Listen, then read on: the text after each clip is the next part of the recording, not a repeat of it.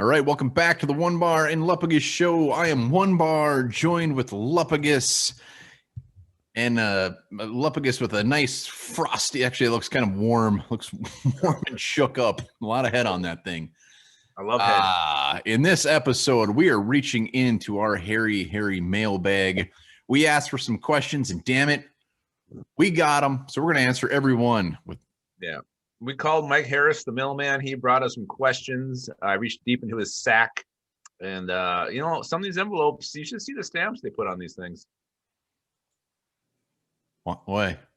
They're really cool stamps. Oh, all right. I look forward to seeing them as well. And before we get into that, we're 150 subscribers away from 2,000. Really? What a Christmas miracle this would be to get up there. Come on, subscribe. Let's do this. What could be a better gift than 2,000? 2K subscribers. I will pull a Billy Mack and sing a Christmas carol naked if we get there before Christmas. Yeah, 500. Lupagus got champagne sprayed all over his chest. 1,000, we just got a little bit lame and shotgun some beers. 2,000, oh boy, we might have to get serious for 2,000. Subscribe. We might have to put makeup on my butt cheeks. Yeah, I can see that. A lot of putty. So, like I said, we got some questions, and you know what? They're not half bad. So let's hop right into them. We'll maybe one of us will answer them. Maybe we both will. We'll see. I want to make a disclaimer. I have not seen the questions. I've seen like one. I don't know what's coming at me. I peruse them quickly. I have not done much research or really any research. So, but they're good questions. So let's do this. You ready? That was really gross what you just did. I know. It's the flu season. All right. First question. I always love a good underrated story. Who has been the most underrated Viking this season? Great question. Who asked that? Do you know? I believe it was let me look. Cool. Answer the question. I'm going to go Riley Reef. He's played really, really well all season long. I don't feel like he's getting the credit he deserves for playing to the level he has. I would argue he's been our best offensive lineman this year. And no one really expected it. He was a pubic hair away from being cut this season. They restructured, and that guy has played damn well. He'll get every single incentive back the way that thing was restructured. So he's going to make some money after the season's over. And whether or not he remains the Vikings left tackle, that's up in the air. But this guy has played very, very well, and I think he's been very underrated this season. SSM Creations asked that. One of our devoted fans. And yeah, argue that he's the best offensive lineman. He is our best offensive lineman. That's pretty cut and dry. So, and that was my answer too, but I'm going to do, since you gave Riley Reef, I'm going to go Garrett Bradbury. Garrett Bradbury has also been pretty damn underrated. He's really come on in his second year. Doesn't get the love probably because he's a center, but he's been we got a good one there. So 2 offensive linemen, which is good on an offensive line that isn't overly fantastic. So that's a good sign. I love about Garrett Bradbury. He's kind of shown some nasty this year, which we need, and he's been a little bit feisty. And I like that. Yeah, love it. All right, next question: do the Vikings sign a big free agent edge pass rusher or draft one early, or do they just see what they have in Hunter Wanham next year? I don't think they sign one in free agency because they're not going to have money to do that. Drafting, yeah, absolutely. If Greg Russo falls to them, if Mike Russo falls to them, either one would be a great pick. I think that's the only way they really upgrade that position, at least early. I mean, if you get like a Gregory Russo at pick 15 or whatever you are, thank your lucky stars. Oh, my lucky stars. Oh, my. Because that would be a hell of a pick. I just don't think they have the money to go out and find one. But Wanham, Adenabo, that's not a bad, plan B. Yeah, and Daniil Hunter, that's a great plan A. Well, I was talking on the low side. I was already assuming Hunter was there. Yeah, I'm a Russo guy myself. I hate those 1-year wonders. You don't know what else they've done, but I would be all game for him, especially at pick 14, 15, wherever we land. That would be a steal. But that would have to come in the draft. Like you said, there is no chance we were able to sign any stallion defensive end, defensive lineman. The big boys next year are Clowney. That guy on the Saints, is it Hendrickson? Man, he's fantastic. Trey. Huh? Trey. Yeah. So we're not going to be in that ball game at all. So it'd have to come in the draft, and defensive line is absolutely on the table in the earlier rounds for the Vikings. So let's get to the next one. And I like this question. What are your thoughts on BC Johnson? He thinks he deserved a little more time this year, especially after filling in for Thielen, holding his own. Thoughts on BC? I want you to start this one because it's Christmas, and with Christmas you spend times with the ones you love. Well, I appreciate that. I was wondering if you're going to let me lead one. I wasn't going to say anything. I was going to wait till the end and tell you how rude you were. Yeah. So thoughts on BC Johnson? Boy, I don't agree with this one. As far as deserving more time, he's had all the opportunity in the world this year to beat out a very scrubbish back end of a wide receiver core. Against the Panthers, yes, he did show up. He played well, but early this season, he did not play well. And I think that got him a little bit of a back seat. And I think it's well deserved. I think BC Johnson is a quality number 4 wide receiver in this league. I loved what he had in his rookie year, and I'm not trying to degrade that at all. But we need to find a number 3 receiver, and it's not BC Johnson. So, I like everything you said there, Onebar. But here's my question: even if BC didn't have that bad start to the season, just the way the offense has gone this year, the Vikings focus on Delvin Cook, Adam Thielen, Justin Jefferson. That's where everything's going. You look at the tight ends, barely used this year. Even if BC Johnson was catching everything thrown to him, I just don't think the way things have been called this year that he would have gotten many opportunities anyway. So as a 3rd, 4th receiving option, I'm fine with BC Johnson. Not really worried about him. Would have liked to see him be a little more productive this year. Yeah, but the way the offense was called, the way it was worked, the way Kirk Cousins was, not really surprised by his lack of production this season. Yeah, Justin Jefferson pretty much put a kibosh on any chance of BC Johnson breaking out this year. I think if we did not draft Jefferson and receiver early, BC would have been our number 2, and he'd probably have some decent numbers, but he's just not that breakaway, game-changing wide receiver. And now that we have Jefferson, BC is buried on the depth chart, and that's where he should be. Yeah, but he's a guy. When you need him to come up and play a role, I think he's a great option. So, but not someone who's going to get, 80 yards a game. All right. Let's see. AJ Barnes writes in. He asks, do you think we'll finally draft a Cousins eventual replacement, developmental quarterback, something going on for Kirk Cousins' final year? Is this the year we draft a guy? Not in round 7. I'm adding this part to his question. I'm not counting a round 7 guy. Yeah, I hope so. I hope, I don't think we're going to find one if we pick in that 14 to 19 range right now, but round 3-ish, absolutely. If someone's there, pull the trigger, groom them, have a backup who can come in and be the backup this year, but also have potential down the road to be a starter. I would love to see that. Sean Mannion doesn't give you anything at all. And I'm not a fan of Jake Browning, and I'm not a fan of Nate Stanley. So, yes, I would absolutely be on board with him drafting like a mid-round, a 3rd to 5 round range. Get your quarterback. Yeah, I'm aboard that choo-choo train. And how dare you speak so badly about Nate Stanley when you have yet to see him on the damn field? You owe him an apology. It is the holidays. I don't know him shit. My son is for some reason a weird, crazy Nate Stanley fan.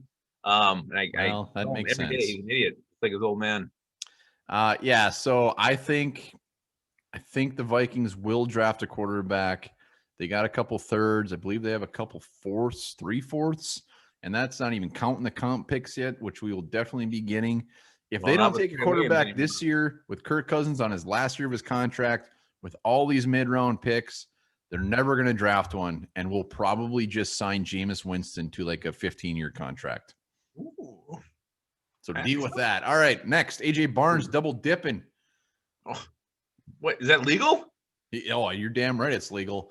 He wants to know Mike Hughes. Do we keep Mike Hughes going into next season? He's very excited about Gladney, and he does give a good comment at the end of this. Is he worth keeping just for his value as a possible returner? All right. I'm going to do what I used to do in volleyball. I'm going to set this one to you. Boink. Well, I think Mike Hughes is on the hook for like 3.1 million next year. He's on his last year of his rookie contract. Injuries have obviously just demolished this guy's career so far. It's tough to call him a bust just because of his injuries. But when you look at his numbers, look at the games he's playing, yes, he's been a bust. His comment at the end is what gets me. Me too. As a possible returner, I'm all for paying somebody $3.1 million if they can catch the damn ball back there. So I don't think they cut the cord on him. I think the only way they cut the cord on him is if it's just he can't play. I mean, neck injuries over and over, very, very serious issue. So that's the only way I see it happen is if he physically can't play. Otherwise, he will be back. And that's the concern with Mike Hughes. I mean, he might be one of those guys who chooses to retire early because of the neck injuries. He's made enough money where he's probably set for life right now. That is very interesting that he would say about the returner, because even if he's cornerback 4 next year and the primary return man, that is worth 3.1 million in my book. So yeah, if he proves he's healthy, and why not keep him for one more year? Is he a bust? Yeah, he'll be a bust regardless. But yeah, I would think I'd let him keep around. I was so excited when they drafted Mike Hughes. Loved the value. Loved everything about it. You know who I wanted? Will Hernandez. Yeah. Your draft critique has been so. We'll give you that. Yeah, you nail it all every time. All right, next question, Eric. Normal. Unlike your midsections, he would like to know, would you trade a 3rd and 4th round pick for a 2nd round pick in next year's draft? It depends who's there. I mean, you look at what was there more? No, I'm sorry. I thought. Go ahead. No. Well, here's the thing. I mean, you can't really answer that right now, unless you're sitting there and there's somebody you really want round 2 and you want to move up to get this guy. I mean, look at last year's draft. Ezra Cleveland was, a possible top 20 pick. He fell to us in round 2. The tackle that the Cardinals got, James, what was his first name? Sorry, I wasn't listening. Anyway, the tackle the Cardinals got was also like a late 1st round pick. Fell to round 3. So these guys, I mean, where they're projected, where they actually end up going is not always the same. So I think you got to watch the board. Absolutely, though. If there's someone there who you have to have, you think is a perfect fit for your team, I'm all about, packaging a couple picks, 3rd, 4th, 5th round, moving up to get that guy. Josh Jones. It absolutely depends on the player. But yeah, I would be fine with it. But right now, to say if they're going to do it or should they do it, it depends who's there. 3rd and 4th round pick to get up in round 2. I do that in a frickin' second. Any GM that actually accepts that trade should be fired. It's a guy from draft day. Carson, idiot. Yeah, Carson. Yeah. If you can give up a 3rd and 4th to get in the round 2, I mean, it would have to be a crazy trade. But I'd be all for it, especially like you said, if there's some stallion just staring you in the eyeballs. We do not have a 2nd round pick. We have multiple picks in 3rd and 4th round. Hell, yes. Love 2nd round picks. Kirsten would do it for 4 7ths. Yeah, he would do it for anything. All right, next up, let's see. Who has been the top 5 Vikings on both sides of the ball? I hope you have the depth chart up. Well, let's do this. How about you on offense or defense? Let's each do one. I'll take offense. I'll take special teams. 0. Oh, God, 0. Is there even five special teamers? All right, offense. Who do you want to go first? Yeah, I'll do defense. Do it. Easy. Eric Kendricks. Boom. I'm also going to go with Harrison Smith. I'm actually going to go with Cam Dancer and Jeff Gladney. And then, Eric Wilson. It's fair. I mean, you can't pick anybody off the D-line because they've all been shit. Troy Dye looks like he's a long snapper. And Anthony Harris has sucked this year, so you can't really sugarcoat that either. I wouldn't say sucked. I'd say it hasn't lived up to the hype. He's got a lot of tackles. That's really cool. Well, yeah, I can't. I won't argue much of that. I don't think you gave Odenabo as much love as he deserves, even though he doesn't get any sacks, but he's not supposed to. He's a backup. He's a off the bench guy. Well, unfortunately, half our starters are off the bench, guys. Yeah, so is your mom. All right, let's go to the offensive side of the ball. This is kind of tough. There's a lot of good ones. Obviously, Cook. I'm going Kirk Cousins. The guy is just having a fantastic year. Nobody will ever give him the love. Justin Jefferson, number 3. Riley Reef, number 4. God, this is tough. There's That's obvious. Well, you got Thielen and Jefferson. Yeah. So didn't you already said Jefferson? Oh, did I? All right, and then it's Thielen, hands down. Yeah. Yep. You're right. You nailed it. But offensively, to just put it down to 5 is a little hard. You know who's 6 players? Got some good players on offense. 6 would be CJ Ham. 6 would be Garrett Bradbury for me. Bradskis. All right, next up. Now that you said Bradskis, yes, you're right. You got it. I like this question as well. Do you think we've seen the last of Anthony Barr in a Vikings uniform? What the hell just happened to your voice? I don't know. It turned into Kermit the Frog. No, I actually think he's gonna be back. And maybe I'm in the minority here, but you look at these running backs running free, these tight ends coming over. Anthony Barr makes a lot of these plays that are not being made right now. Mike Zimmer, it was his first ever draft pick. I think there's a lot of love there between Zim, the front office, Anthony Barr, and I do think he will be back. And I know I might be in the smaller percentile here. No, I'm gonna go out on a limb here and say you're not. I think he will be back. He's very costly, $15.5 million next year. And this is the part that really blows my mind is he's still only 28. It seems like Anthony Barr has been on this team for like 20 years. He's 28 years old. He's got 3 years left on his contract. And when you look at how bad this defense just completely nosedive, and even though Anthony Barr doesn't put up these eye-popping numbers, at some point you got to look at it and say Anthony Barr probably has a lot to do with how good this defense is. Whether he puts up numbers or not, teams are scheming around him. If that's worth $15.5 million, bring him back. Yeah, I think he has been missed this year. You can look at Troy Dye, who looks like, I don't know, my cousin Kevin in pads. Not very impressive specimen. So good in pass coverage, though. I don't know. Not sure his back pedal might be weak, but yeah, Anthony Barr. I mean, what he does isn't always going to light up the stat sheet. How important he is to this defense.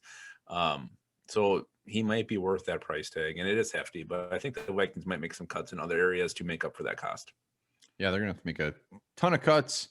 All right, Taryn writes in: are the Vikings building for the future, or are they in win now situation? Did Taryn send a pic? Because she sounds hot. I'm pretty sure it's a male. Oh my God, he's probably hot too. What do you think? Send a pic? All right, what was the question? I wasn't listening, so I was thinking, well, this Taryn. Are the Vikings in win now, or do you consider them kind of in rebuilding mode? No, I think they're still in win now. You got Adam Thielen, who's he's getting toward the end of his career. He's not quite there yet. He's got a few years left. Kirk Cousins got 1 year left. Just knowing those two pieces where they are, Harrison Smith's aging. Yeah, that's a great card. Thank you. I think I have that. Yeah, they're still win now. At the same time, you also build for the future, which I think the Vikings have done a great job doing. Yeah, they're going to be in the thick of things next year. You just look at, the pieces that are going to come back next year. Daniel Hunter, Michael Pierce, Eric Kendricks healthy, Anthony Barr back. Drew Samia. Yeah, Drew Samia back. This team is ready to roll. And while there's pieces that need to be rebuilt, this team is still in a win now mode. Yeah, they are in win now. It's kind of like when you look at this roster, they're kind of like a hybrid. They're in win now, but they're still building for the future. Defense, very young. Offensive line, aside from a couple of guys, young. Justin Jefferson, Dalvin Cook. So they're kind of got the best of both worlds. Where Big Miley Cyrus. Yeah, I don't know what that means, but yeah, absolutely, I agree with you. Thank you. So even if they don't make the playoffs this year and their roster is very similar coming in next year, it's still they could put up some numbers and win some games. So yeah, that's both worlds. It is. All right, that wraps it up. That's our hairy mailbag that has been completely shaven by us, and I'm very excited about it. And remember, subscribe, like the channel. Wait, how close did you say we were? 150 away from 2,000. You know, there's been a lot of Christmas miracles that have happened. But if we can get 150 subscribers between now and Christmas, I guarantee you, I will sing "Christmas Is All Around" by Billy Mack, wearing nothing but a thong. Yeah, you probably just lost us at least 60 subscribers with that. But yes, subscribe. We are young bucks. We just started last draft season. Fire those things up. Oh yeah, and then until you guys subscribe or get more subscribers going, remember this: drinking too much water can actually kill you.